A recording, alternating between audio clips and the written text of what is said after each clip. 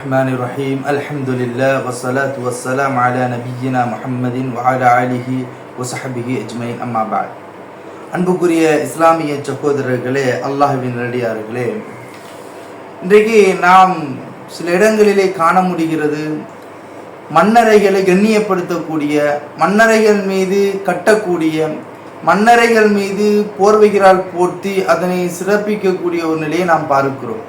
இதை இஸ்லாமியர்கள் என சிலர் அதை வணங்கக்கூடியவாறும் அதில் நேர்ச்சி வைக்கக்கூடியவாறும் அந்த கபறுகளிடத்திலே இன்னொரு காரியங்களை பிரார்த்திக்கக்கூடிய ஒரு நிலையும் நாம் பார்க்கிறோம். அன்புக்குரிய இஸ்லாமிய சகோதரர்களே, இது குறித்து அல்லாஹ்வுடைய ரசூல் அவர்களுடைய வழிமுறை என்ன சொல்லுகிறது என்று நாம் பார்க்கின்ற பொழுதும், இமாம் முஸ்லிம் அவர்கள் 970வது ஒரு செய்தியாக ஜாபிர் ரலியல்லாஹு அன்ஹு அவர்களை தொட்டும் ஒரு செய்தியினை பதிவு செய்கிறார்கள். நஹா ரசூலுல்லாஹி ஸல்லல்லாஹு அலைஹி வஸல்லம் ஐயுஜஸ்ஸல் கப்ர வ ஐயுகத அலைஹி வ ஐயுப்னா அலைஹி.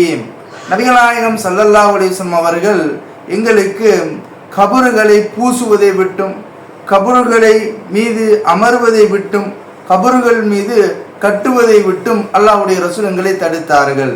அன்புக்குரியவர்களே, இது போன்று நபிகள் நாயகம் ஸல்லல்லாஹு அலைஹி வஸல்லம் அவர்கள் சொன்னதாக ஜாமிஅ திர்மிதியினுடைய 1052வது செய்தியிலே சொல்லப்படுகிறது. ரசூல் ஸல்லல்லாஹு அலைஹி வஸல்லம் அவர்கள் சொன்னதாக ஜாபிர் ரலியல்லாஹு அன்ஹு அவர்கள் அறிவிக்கிறார்கள், நஹன் நபி ஸல்லல்லாஹு அலைஹி வஸல்லம் ஐயுஜஸ்ஸல் குபூர். அல்லாஹ்வுடைய ரசூல் அவர்கள் கபறுகளை பூசுவதே, கபறுகளில் நிறம் தீட்டுவதே நபிகள் நாயகம் அவர்கள் தடுத்தார்கள். வையு குதப அலைஹா, மன்னரைகள் மீது எழுதுவதை நபிகள் நாயகம் அவர்கள் தடுத்தார்கள். வையுப்னா அலைஹா, அந்த மன்னரைகள் மீது கட்டடங்கள் கட்டுவதை நபிகள் நாயகம் அவர்கள் தடுத்தார்கள்.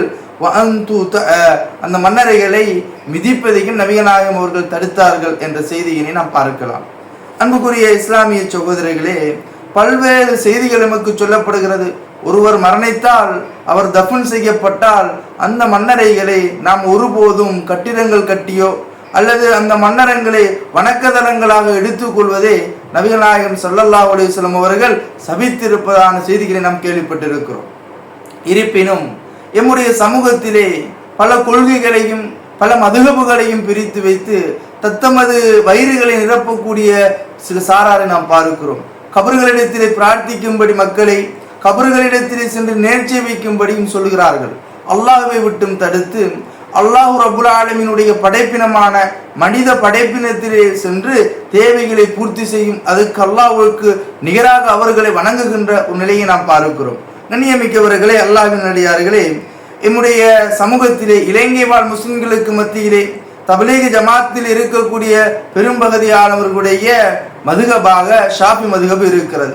இது குறித்து அவர்களுடைய இமாம் ஷாஃபி அவர்கள் என்ன சொல்லுகிறார்கள் என்று பார்த்தால், தன்னுடைய கிரந்தமான உம்மு என்கின்ற கிரந்தத்திலே இமாம் ஷாஃபி அவர்கள் சொல்லுகிறார்கள், வரைத்துல் ஐம்மத பிமக்கத, நான் மக்காவிலே அதிகமான அறிஞர்களை பார்த்தேன், யமுருன பிஹதம் மா யுப்னா வ யுஐயிதுல் ஹதம், அந்த கபறுகள் கட்டப்பட்டிருக்கின்றவற்றை உடைத்தெறிய கட்டளையிடக்கூடியவர்களாக அதிகமான அறிஞர்களை நான் மக்காவிலே கண்டேன் சொன்னார்கள்.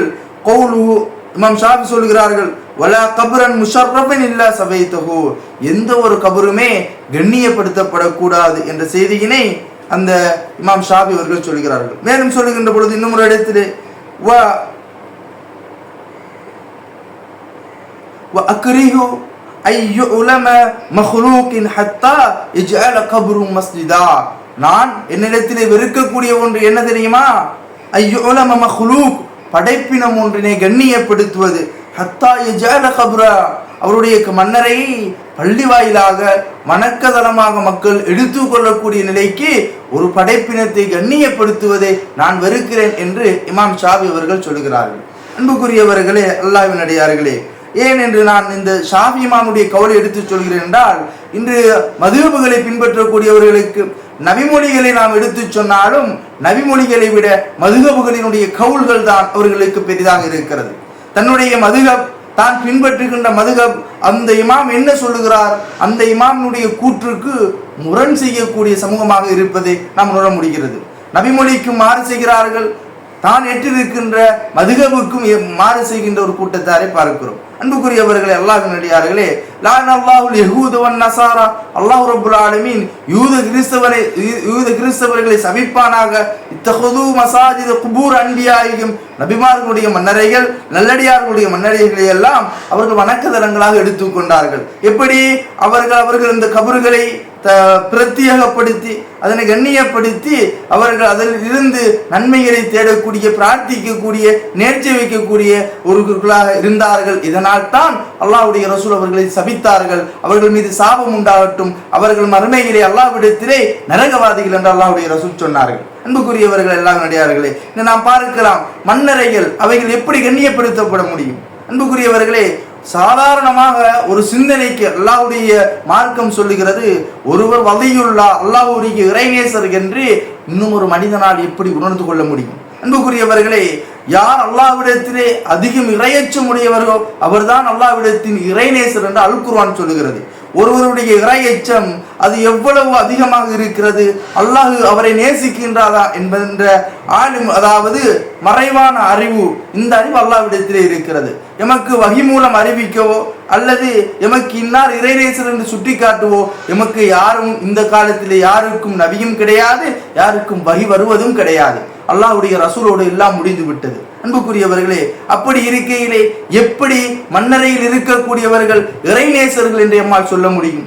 எப்படி அவர்கள் நாம் பிரார்த்திக்கின்ற பிரார்த்தனை அவர்கள் செவியேற்பார்கள் என்று சொல்ல முடியும்? அன்பின் உறவுகளே, அல்லாஹ்வின் அடியார்களே, ஒன்றை புரிந்து கொள்ளுங்கள். அல்லாஹ்வுடைய சக்தியை பொறுத்த வரைக்கும் ஒரே நேரத்தில் 1000 மொழிகளில் பேசினாலும் ஒரே நேரத்தில் கேட்கக்கூடியவன் அல்லாஹ் ரப்புல் ஆலமீன். அன்புக்குரியவர்களே, ஒரு மனிதரை வைத்திருக்கிறோம், ஒரு மன்னரையை, அந்த மன்னரையிலே நாம் பிரார்த்திக்கின்ற பொழுது அவரால் எப்படி செவியேற்க முடியும்? அல்லாஹ் குர்ஆனிலே சொல்கிறான், இன்னக லா துஸ்மிஉல் மௌத்தா, மரணித்தவர்கள் செவியேற்க உங்களால் மரணித்தவர்களை கேட்க வைக்க முடியாது என்று அல்லாஹ் சொல்லுகிறான்.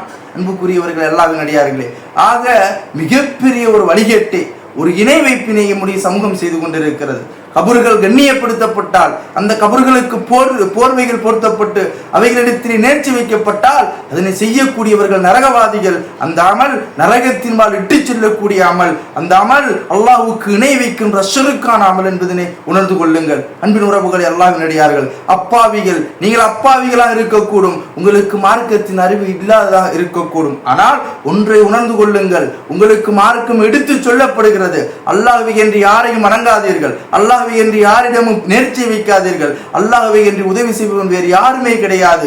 மரணித்தவர்கள் தான். மரணித்தவர்களால் கேட்க முடியாது, மரணித்தவர்களால் பார்க்க முடியாது. அவர்களுக்கும் உலகத்துக்கும் இடையிலான ஒரு தடை விதிக்கப்பட்டவர்கள் பர்சக்னுடைய கபரினுடைய மன்னரையினுடைய வாழ்க்கைக்கு சென்று விட்டார்கள். அவர்கள் நல்லடியார்களாக இருந்தால் புது மாப்பிள்ளை போன்று தூங்குவார்கள், அவர்கள் கெட்டடியார்களாக இருந்தால் அவர்களுக்கு மன்னரையில் வேதனை செய்யப்படும் என்ற பல நூறு நபிமொழிகளை நாம் பார்க்கிறோம், பல நூறு ஆதாரங்களை நமக்கு இஸ்லாம் சொல்லுகிறது.